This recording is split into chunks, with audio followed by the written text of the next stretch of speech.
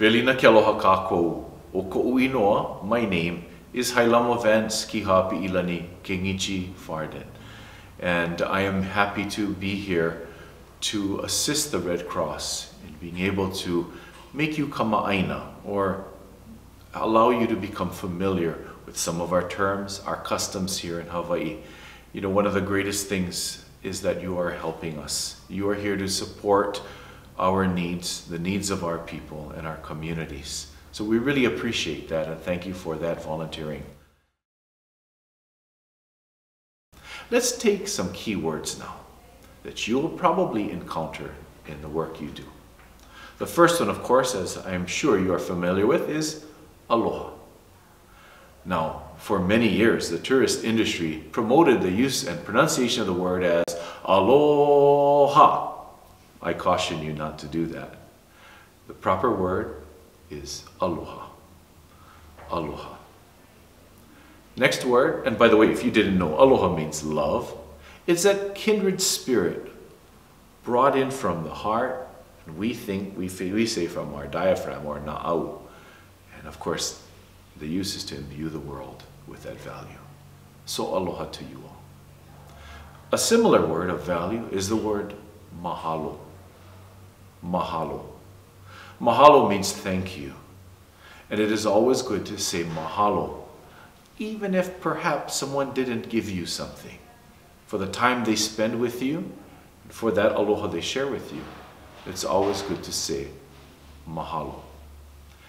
Another word you'll hear often, you've heard it in maybe a Disney movie like Lilo and Stitch, that's ohana. Ohana is spelled with that okina, backward apostrophe, glottal mark, in the front of the word. Ohana is family. Know that our family may be our relatives, but they also may be our community members. We may refer to each other as our ohana, whether we're related to each other or not. Ko'okua. You'll notice the longer o, or the macron is over that o, the kahako. Ko'okua. Ko'okua means to help. Many of the Hawaiian values and words are reciprocal. Therefore, if I tell you to kokua, it is expected that kokua is returned. Kokua aku, they say, kokua mai. Kokua is given, and help is returned. Kokua aku, kokua mai. Kama'aina. You'll hear people say, oh, we kama'ainas, or they're kama'aina. Kama'aina really means familiar. If you broke the word up, kama is a child, aina is land. Kama'aina means child of the land, one who has been with the land for a long time. But it also is used as an adjective or an adverb to share with someone that they are familiar with something. Hey, are you kama'aina with Joe? Oh yeah, I'm kama'aina with Joe, or kama'aina to Joe. Kama'aina. Kanaka maoli. Kanaka maoli is a word that is being used currently in regular conversation, even in those of non-Hawaiian speakers. It's a word that refers to basically the ethnic Hawaiians. It literally means a true person. And the New Zealand natives use the word Maori. And you might hear the similarity between Maori and Maoli. Kanaka maoli referring to the indigenous Hawaiians. There are other words like Kanaka Oiwi, or some people will just say Kanaka Hawaii, and some even use the word Kanaka. Kanaka means mankind, person. You may hear the word, and it may be used toward you. The word is haole. Haole literally means foreigner. Often folks tag on other adverbs to the word and makes it sound condescending. But know that if you are called a haole, it probably means you are a foreigner. Accept it. That is your role. As a Kanaka maoli is a Kanaka maoli, you are a haole. A kama'aina is a kama'aina. Don't be offended by that. Kupuna. Kupuna is a cherished word because, of course, it honors cherished people. These are our elders. No one dares define how old or what age makes a kupuna, but we respect our elders greatly, even if they might be wrong. Aina. Aina is our land. In some Western cultures, aina is a commodity. It is something we sell and convey to each other. Maybe we have ties and love it.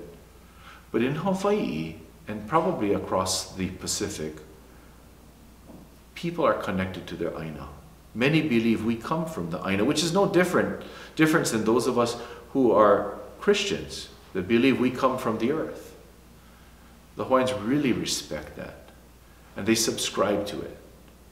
So when one hurts the aina, they hurt. If we pollute our aina, we pollute ourselves. It is so important that your approach to folks, especially in the loss through any catastrophe, that when the aina was burnt or the aina is overwhelmed or overrun, that the people of that aina are hurt. Aina. Kako. You'll hear people say kako a lot. Sometimes you'll see it on shirts that say, it's a kako thing. Kako means we all inclusive. I'm not going to get into the various pronouns in Hawaiian, but this is a special one because it's inclusive of all. So you'll also hear people say, aloha kako when they greet you. That means aloha to all of us. Now it might be interesting because in Hawaiian that all of us means the speaker also.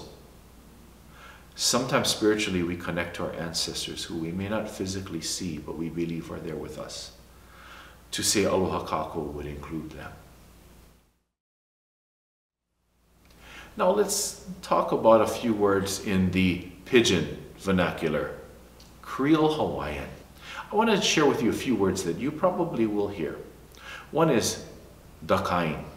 Dakain is the kind. Basically, it's a word that people use as a variable to switch for sometimes they forgot what they were going to tell you. Or referring to something, like I might tell you, oh, you know the kind fish? Or, you know the kind? You'll hear that. It really is a substitute or a variable for something they're trying to describe to you. And they'll get around to describing. Another one is Bombay. You're going to hear this a lot. Bombay really comes from the English word by and by. But it means also or else. So someone say, hey, no make like that, Bombay, you can get lickings. Don't act so arrogant. Don't act so high mucky muck. Or else you're going to get a beating. Now, there are several words you're going to encounter. And don't sweat. If you don't understand, you can ask for clarification. The most important thing is to be culturally sensitive. A few words that people use commonly without thinking today that might be hurtful are reference to the continent as being the mainland. Folks say mainland, but Hawaii is our mainland. So when you come here, you are the foreigner to our mainland. You'll hear people say mainland still yet, but there's a growing number of folks that are offended by it. So it's safer to say we are in Hawaii and the continent is the continent, or the continental United States. Some things to know about cultural sensitivity is the history of Hawaii. It is a proud kingdom. The kingdom was established by Kamehameha the Great, Kamehameha the First, in 1810. And then you may know that the United States helped support an invasion of the kingdom. The Queen was overthrown on January 17th, 1893. Folks, even 130 years later, are still sore about that. And that's something that you will see and you will hear. Therefore, sometimes people will approach Haole folks as, here you are, telling us what's best for us again. So please expect that. It may not be warranted, especially when you've given up your time, your valuable time as a volunteer. But it's important to know it's there. And at least you have an understanding why it's there. People are still sore about the overthrow that happened over 130 years ago. They love their ali'i, and their ali'i, their royalty, loved them. So approach everything with aloha, humbleness or ha'aha'a, and that value of mihi, seeking forgiveness. Sometimes the words we say and the way we approach folks are important. My recommendation to you is when you are speaking, especially to an elder, and if they're sitting down, it's probably best to kneel down and look at them at their level. To stand above an elder sometimes is to connote that I am better than you, even if that's not where you're coming from. So it's better to approach folks in that humility. It'll get you a far, long way with people, all local people, not only Kanaka Maoli, not only natives, but also the people of Hawaii. Questions like, how may I help you? How may I support you? Are better than, this is what I'd like to do. Can I help you with this? I will do this. Sometimes it's better to approach with inquiry and approach with aloha. Let's talk about some unique greetings. You're going to notice that the Hawaiian people are quite touchy-feely. Now, yes, we've all gone through COVID and we've all had the lessons about fist bumps, and you're going to see that as also that also has its place even today. But that hasn't taken away the hugs. For our people, they may reach to you and hug. And I know they'll understand if you're not comfortable with it. But just expect that folks will reach out to you and hug you even if they don't know you. Similarly, some folks may even reach out to you to hold your shoulder and place their nose against your nose. It's a honi. It's a form of sharing aloha. If someone does that to you, that is sharing with you that they trust you and they've brought you in their circle. Please don't assert a honi though to others. Don't walk up to everyone and give them a honi. That's usually reserved for people who are showing you a special message because they're welcoming you as the non-kama'aina. Other unique customs, sometimes recognize that nodding your head does not necessarily mean they agree with you. It may mean, I'm understanding you. I follow you. And that's important to know. The use of the words auntie and uncle are very important. Remember I said we don't really have an age defining what is a kupuna, an elder. But when we recognize that someone is an elder, it is common for us to refer to them as auntie and uncle. It doesn't mean we're related again. It means I have respect for you. And don't be offended if somebody, well, calls you auntie and uncle and you might not feel you're older. One of the worst things we could do is say, don't call me auntie, or I'm not your auntie, or I'm not your uncle. Just receive it. Again, this is another sign that they are wanting to build a relationship with you.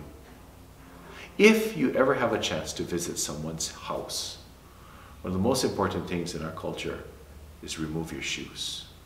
Remove your shoes. If you have the opportunity to bring something, please do. We don't usually go to people's homes empty-handed. Maybe a Red Cross packet, maybe a fruit that you picked up on your way to this home. These are cultural mores that are valued not only by the native Hawaiians, but by all local people. Remove your shoes, no matter how dirty the house may look. No matter what, your inconvenience should not be shown. If you sit down at the meal with the people, it is very polite that you eat a little bit of what is provided.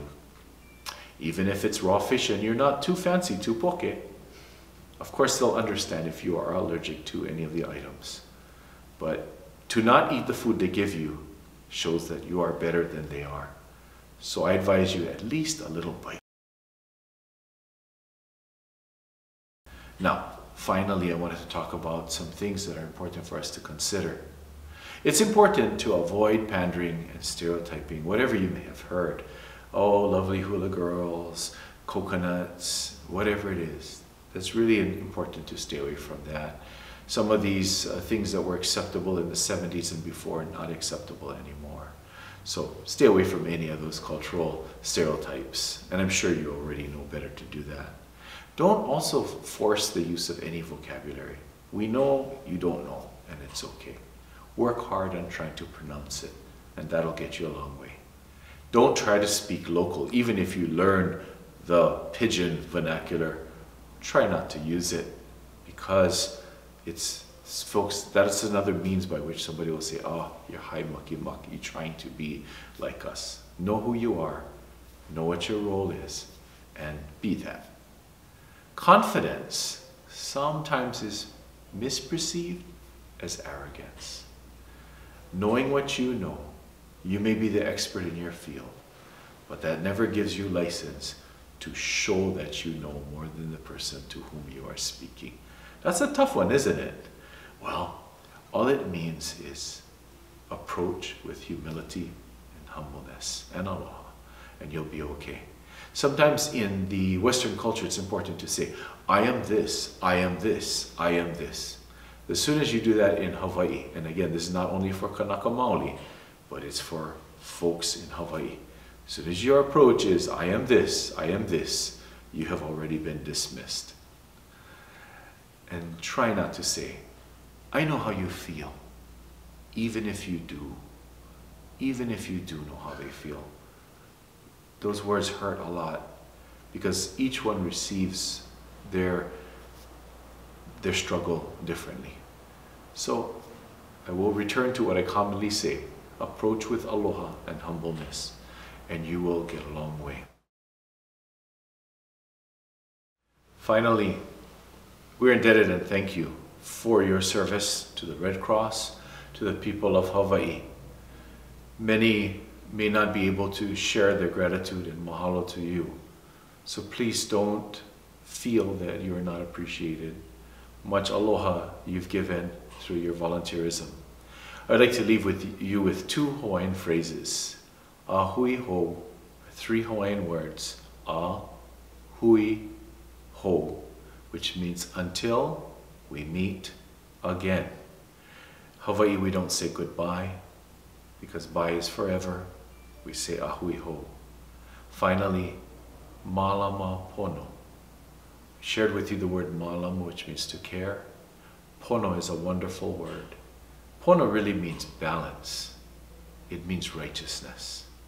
So when someone wishes you malama pono, they're saying, please take good care of yourself, to live in balance, live in righteousness. So ahui ho, malama pono, mahalo nui kako.